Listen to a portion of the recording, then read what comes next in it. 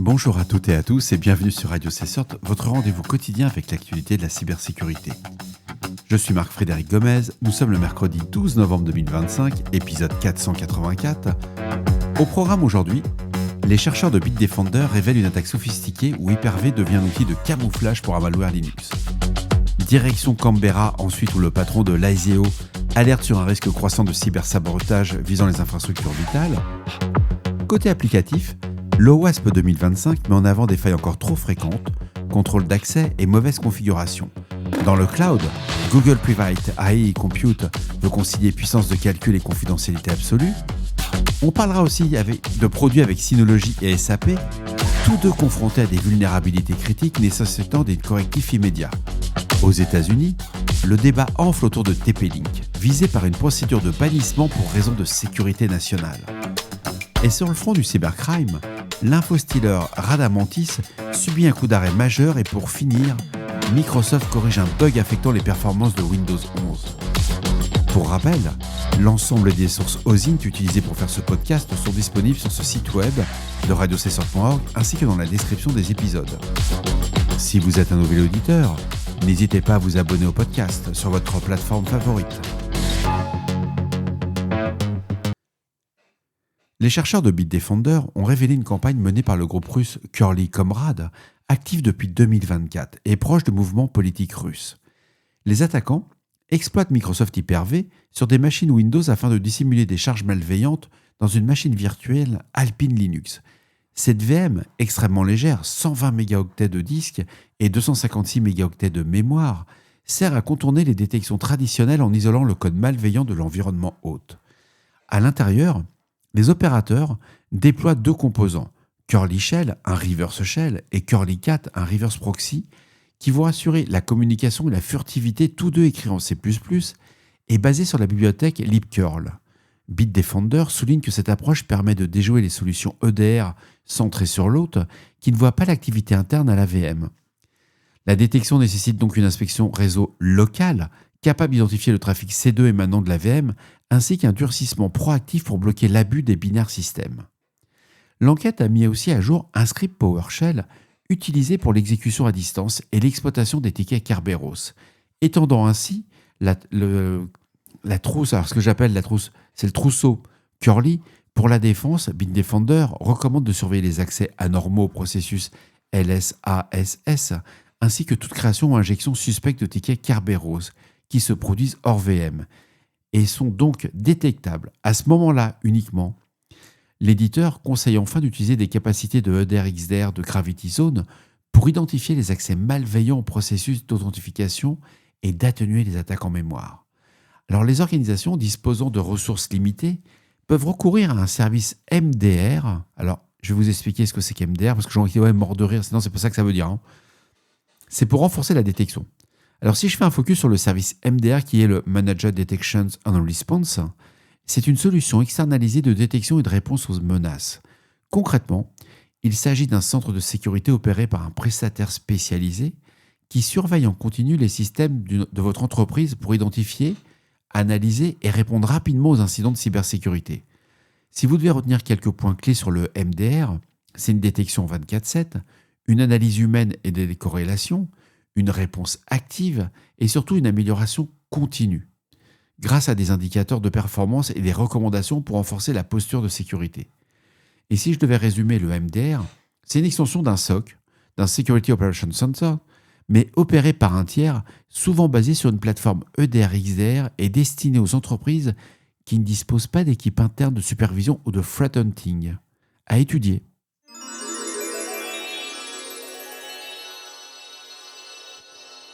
Le directeur général de l'Australian Security Intelligence Organization, Mike Burgess, a alerté sur une montée du risque de sabotage cyber à fort impact dans la partie des régions autoritaires de l'Australie. Selon lui, certains États développent désormais une intention claire de perturber ou de détruire des infrastructures critiques telles que l'énergie, les télécommunications ou les systèmes financiers. Il évoque des scénarios de panne généralisée ou de pollution de l'eau désormais considérés comme plausibles et étudiés activement par des équipes d'élite étrangères. Burgess cite notamment le groupe Salt Typhoon et Volt Typhoon attribués à la Chine. Le premier se concentre sur l'espionnage et a déjà sondé les réseaux télécoms australiens, tandis que le second a compromis des infrastructures critiques américaines afin de se positionner pour un sabotage potentiel. L'accès initial était souvent déjà obtenu.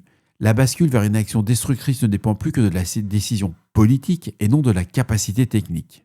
Le responsable australien souligne que les progrès en IA et la commercialisation d'outils offensifs en ligne facilitent l'acquisition de capacités de sabotage par des régimes autoritaires, mais pas que, moi, à mon sens. Il décrit un environnement de sécurité devenu plus dynamique, plus divers et plus dégradé, marqué par la collaboration entre services étrangers et intermédiaires criminels. Devant les dirigeants réunis à la conférence de la Securities and Investments Commission, Burgess a critiqué la complaisance et la faiblesse de la gouvernance dans les entreprises. Il rappelle que la majorité des incidents proviennent de vulnérabilités connues mais non corrigées. Les conseils d'administration doivent comprendre que les données d'un système ainsi que les personnes critiques doivent évaluer leur exposition et gérer la sécurité de façon globale et interconnectée, sans se limiter à des présentations PowerPoint superficielles. Pour lui, aucune complexité organisationnelle ne justifie l'inaction. Les menaces sont prévisibles et les failles identifiables, donc votre responsabilité est pleinement engagée.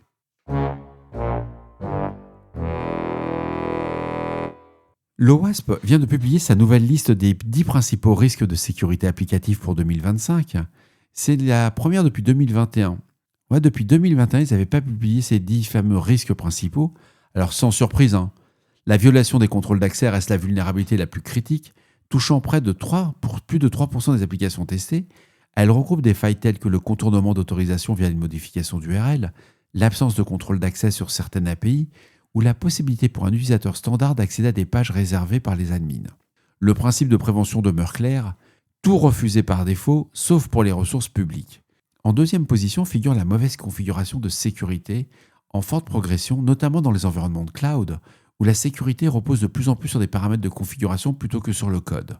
Les défaillances de la chaîne d'approvisionnement logiciel occupent la troisième place, et bien que moins fréquentes, elles ont le plus fort impact moyenne selon les scores CVE en raison de leur potentiel d'exploitation massif. Les attaques par injection, telles que SQLI ou XSS, reculent à la cinquième position, leur détection est aujourd'hui mieux automatisée. En revanche, une nouvelle catégorie fait son apparition, c'est la mauvaise gestion des conditions exceptionnelles. C'est un issue des retours de la communauté, elle englobe les erreurs de traitement d'état inattendues comme les race conditions et les interruptions de transactions de la divulgation d'informations sensibles dans les messages d'erreur. Enfin, l'OWASP distingue pour la première fois un classement spécifique dédié aux applications exploitant l'IA ou les grands modèles de langage. Le risque dominant est le prompt injection où un acteur malveillant manipule les invites textuels pour contourner les protections. Les responsables du projet soulignent que malgré les progrès des outils et de la sensibilisation, le niveau global de la sécurité des applications reste comparable à celui d'il y a 10 voire 20 ans. La sécurité demeure souvent secondaire face à la pression des nouvelles fonctionnalités.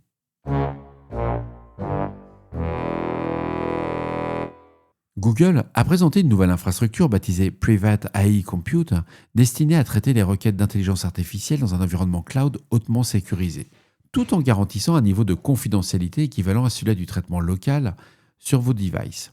L'objectif est de permettre l'utilisation de la puissance des modèles Gemini sans exposer les données personnelles des utilisateurs, celles-ci restant inaccessibles même aux équipes de Google.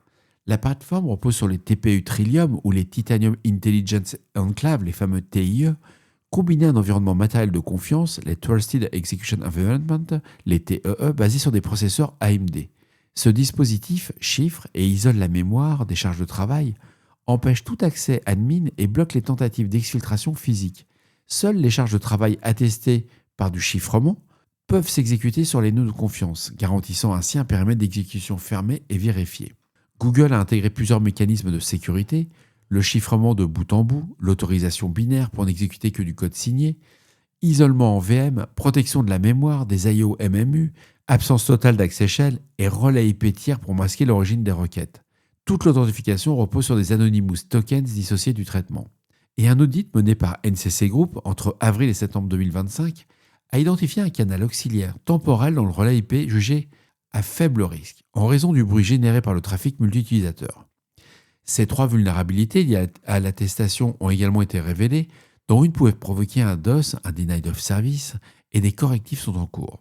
Cette approche s'inscrit dans la tendance des grands acteurs, à l'image d'Apple avec son Private Cloud Compute et Meta, le Private Processing, c'est offrir des solutions de traitement de l'IA sécurisées dans le cloud, conciliant puissance d'exécution et confidentialité absolue des données utilisateurs.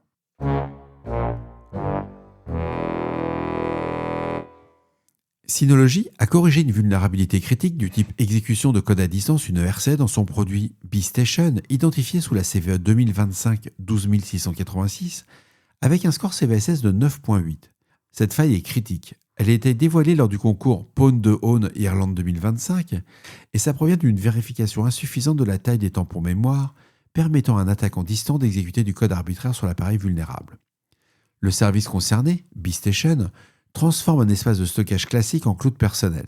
Tous les systèmes B-Station OS de la version 1.0 à 1.3 sont affectés et nécessitent une mise à jour vers la version 1.3.2-65648 ou ultérieure pour corriger la faille.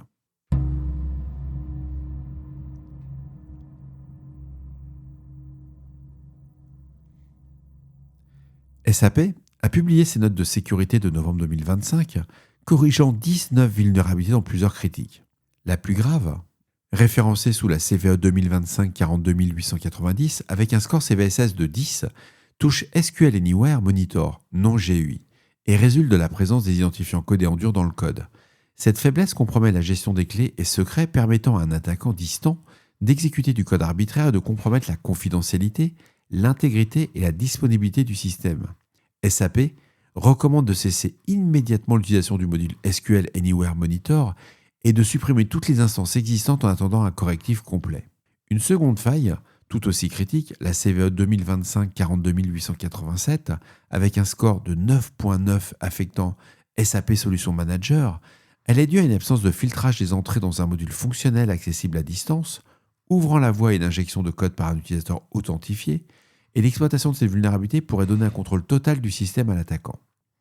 SAP a également publié une mise à jour du correctif d'octobre 2025 concernant une désérialisation non sécurisée dans SAP NetViewer AS Java, la CVE 2025-42944, qui renforce les mesures de durcissement déjà mises en place. Aucune exploitation active de ces failles n'a été confirmée à ce jour, mais les experts recommandent l'application immédiate des mises à jour compte tenu du niveau de gravité maximale de certaines vulnérabilités.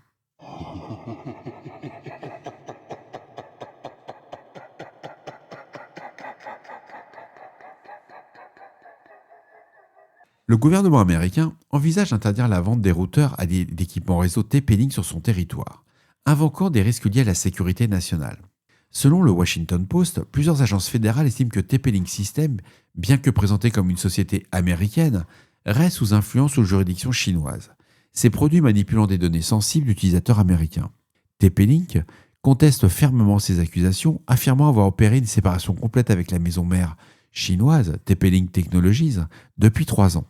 L'entreprise précise être basée en Californie, posséder entre guillemets une filiale à Singapour, fabriquer désormais au Vietnam et ne dépendre du marché chinois que pour certaines capacités d'ingénierie de production, et elle assure n'être soumise à aucune supervision gouvernementale chinoise. Elle assure n'être soumise à aucune supervision gouvernementale chinoise et maintenir un haut niveau de sécurité dans ses produits. Alors, les experts ont souligné toutefois que la majorité des fabricants concurrents, que ce soit Cisco, Netgear, Belkin, Linksys, etc., s'approvisionnent également en Chine et que leurs produits présentent des vulnérabilités similaires. Le problème dépasse donc le seul cas de TP-Link. De nombreux routeurs grand public sortent d'usines avec des paramètres par défaut dangereux, des identifiants non modifiés, des firmware obsolètes et exigent une configuration sécurisée manuelle. L'industrie commence à corriger ces lacunes. Plusieurs marques imposent désormais le changement de mot de passe initial et la mise à jour automatique du firmware dès l'installation, notamment via des applications mobiles où l'enregistrement est en ligne. Pour les utilisateurs avancés, une alternative consiste à remplacer le firmware d'origine par des solutions open source comme OpenWRT ou DDWRT, souvent compatibles avec les routeurs TP-Link. Ces firmware offrent plus de contrôle, de transparence et de sécurité, bien qu'ils requièrent quand même une maintenance manuelle. Et enfin, pour les routeurs fournis par les fournisseurs d'accès Internet, les fameux FAI, les experts recommandent de ne jamais modifier ni remplacer l'appareil sans leur accord, ces dispositifs étant généralement gérés pour des mises à jour à distance faites par les opérateurs. L'infrastructure du malware Radamantis, un infostealer commercialisé en mode malware as a services, a été perturbée, privant de nombreux cybercriminels de l'accès à leurs serveurs et à leurs panneaux de contrôle. Ce logiciel malveillant, vendu par abonnement, permettait de voler des identifiants, des cookies d'authentification et des données sensibles. Rien de nouveau réellement. Mais depuis leurs navigateurs et les clients mail et applications courantes, c'est ce qu'ils espéraient. Ils étaient diffusés via des campagnes déguisées en crack logiciel, que ce soit des vidéos YouTube ou des publicités piégées dans les moteurs de recherche, le fameux SEO poisoning. Et depuis le 11 novembre, plusieurs utilisateurs de services affirment sur des formes de piratage, que leur accès SSH a été révoqué et remplacé par un système d'authentification par certificat, rendant impossible toute nouvelle connexion avec leur mot de passe route habituel. Certains messages mentionnent que les serveurs compromis présentent des connexions en provenance d'adresses IP allemandes, suggérant une intervention policière européenne. Le développeur de Radamantis soupçonne les autorités allemandes d'être à l'origine de l'opération. Les serveurs hébergés dans les data centers européens avaient été les premiers affectés. Un compte à rebours sur le site officiel d'opération Endgame annonce d'ailleurs une nouvelle action imminente, alimentant la thèse d'une saisie coordonnée des serveurs Radamantis. Aucune confirmation officielle n'a encore été donnée par la police allemande ou Europol et encore le FBI, mais la perte d'accès massif indique que les opérateurs et clients du malware ont été pris de court, marquant un coup d'arrêt significatif pour l'écosystème Radamantis. Microsoft a corrigé un bug de performance lié au gestionnaire des tâches Windows 11, introduit par la mise à jour facultative, la KB 5067036 d'octobre 2026. Le problème, reconnu la semaine précédente, empêchait la fermeture complète du processus Task Manager, provoquant des ralentissements notables du système. Lorsqu'un utilisateur fermait l'application via la croix ou le menu de votre pop-up, de votre fenêtre, le processus Task Manager.exe restait actif en arrière-plan et chaque réouverture générait une nouvelle instance. L'accumulation de ces processus invisibles finissait par saturer le CPU et dégrader les performances globales, notamment avec des micro-saccades ou des blocages. La correction est désormais intégrée à la mise à jour de sécurité cumulative KB 5068861 de novembre 2025, que Microsoft recommande d'installer immédiatement. Cette mise à jour corrige également d'autres anomalies signalées sur Windows 11. Alors pour les utilisateurs ne pouvant pas appliquer la mise à jour complète, une solution temporaire consiste à terminer manuellement les processus Task Manager résiduels via le gestionnaire de tâches lui-même ou en ligne de commande à l'ancienne, en mode admin. La commande suivante permet de tout fermer d'un coup. Alors la commande c'est taskkill.exe espace /im espace taskmgr.exe espace /f. C'est un correctif. Il s'ajoute à plusieurs résolutions récentes, notamment celles concernant les erreurs en 0x800F080F sur Windows 11 24H2, toutes les problèmes de média création de contrôle ainsi qu'un correctif d'urgence WSUS ayant été momentanément perturbé, le hot patching de Windows Server 2025 aussi. Donc Microsoft a également reconnu un bug séparé entraînant le démarrage en mode BitLocker Recovery sur certains systèmes après la mise à jour d'octobre, toujours en cours d'investigation. Bon bref, vous l'aurez compris. On ne réfléchit pas, on patch. Et voilà, cet épisode se termine. J'espère qu'il vous apportera des informations claires et utiles. N'hésitez pas à me faire vos retours sur le répondeur de Radio Cessert. Pour les plus timides, par email sur radiocessert@gmail.com. On se retrouve demain pour un nouvel épisode. Je vous embrasse très fort. Au revoir.